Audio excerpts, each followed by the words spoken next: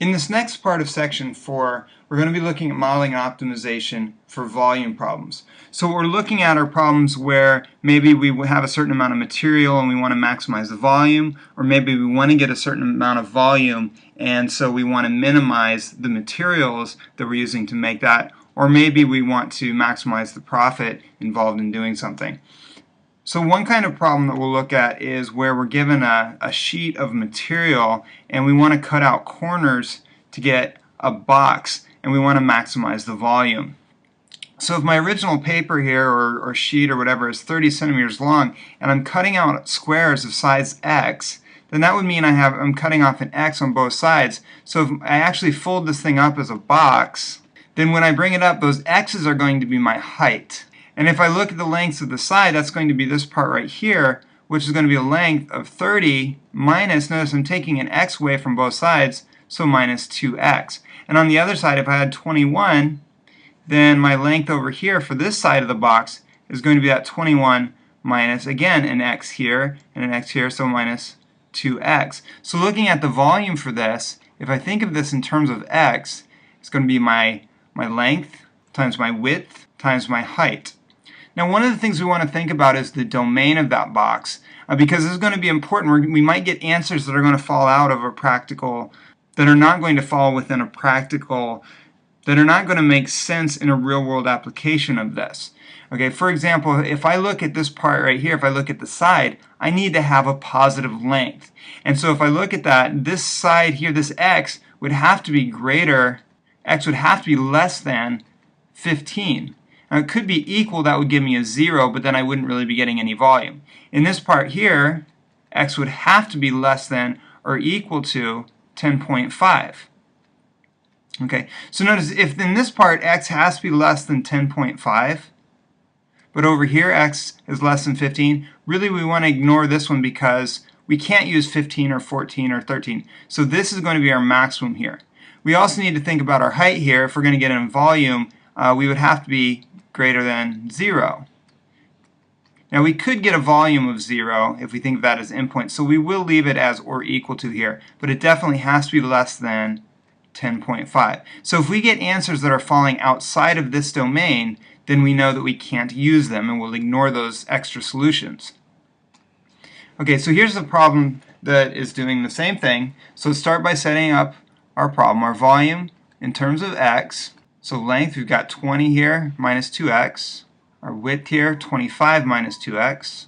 And then our height, when this folds up, will be our height of x. Now that's going to simplify to 500x minus 90x squared plus 4x cubed. And we want to do that because our next step to maximize or minimize this is we'll need to take a derivative. Okay, so I'm working from backwards so I can get it in the order I want it. 180x from here, and then 500x. And to solve this, I'm just going to put in my calculator. Remember, we want to know when our derivative is equal to 0 to maximize or minimize it. And either using the quadratic formula or your calculator to solve this, you're going to get two solutions, 3.681 and 11.317. Remember, 3 decimal places. Now, we need to, at this point, think which one of these solutions actually works. So we should go back to our problem here and think about the domain. In this part here, x has to be less than 10 or equal to.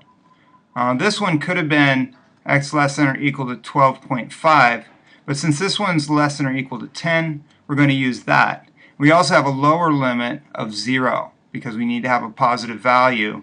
Okay, so we notice that this 11.317 is outside of our domain, so this is probably our solution. Now we should check that just to make sure that it is a maximum or minimum, so we need to check critical points and endpoints. Now my endpoints here would have been the 0 and 10. If I plug those in for my volume at 0 will give me 0. My volume at 10 will also give me 0. However, if I plug in my 3.681 for my volume, then this is going to come out to 820.528. Okay, so that's clearly our maximum.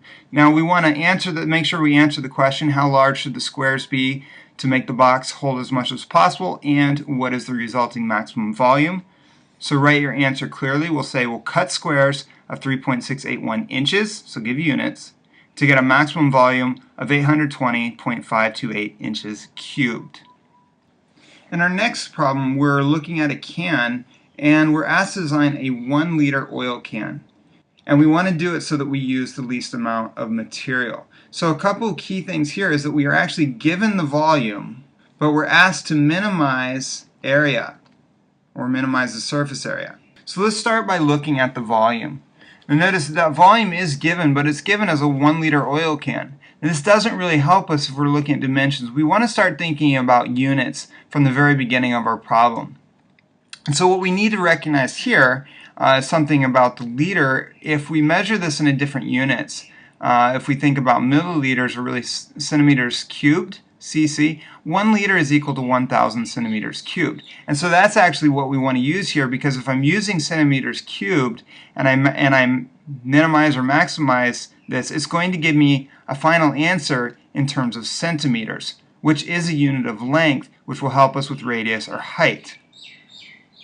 So let's think about the formula for volume. Volume is pi r squared h. And we're also asked to minimize the surface area, which we can think of as 2 bases plus the lateral area, or 2 pi r squared plus 2 pi r h. Now the problem with this, if I want to maximize or minimize it, is I have too many variables. We have this extra h here. And that's where the volume comes in as an important part of this problem. This is what we want to minimize, so this is important, but this extra volume thing over here is going to give us some added information that's going to make this possible. Using this, I'm able to solve this for h. And I chose to solve it for h just because it's a little bit less work. I could have solved this for r and minimized for h. But notice with h, I only have to plug in one value over here. So that's what I'm going to do. I'm going to plug in this h here, and then I'm going to simplify that. Okay, so now I have area in terms of one variable. In our next step, we're going to take that equation and we're going to find its derivative so that we can maximize or minimize this. I could think of that as a prime, or we could also think about this as taking the derivative with respect to r, which would give me 4 pi r minus 2,000 over r squared. We then want to set this equal to 0 to find our critical points, and that's going to come to r equals the cubed root of 500 over pi, which is about 5.419. Now we should also think about the possible domain of this. We want to think about the possibility of having endpoints.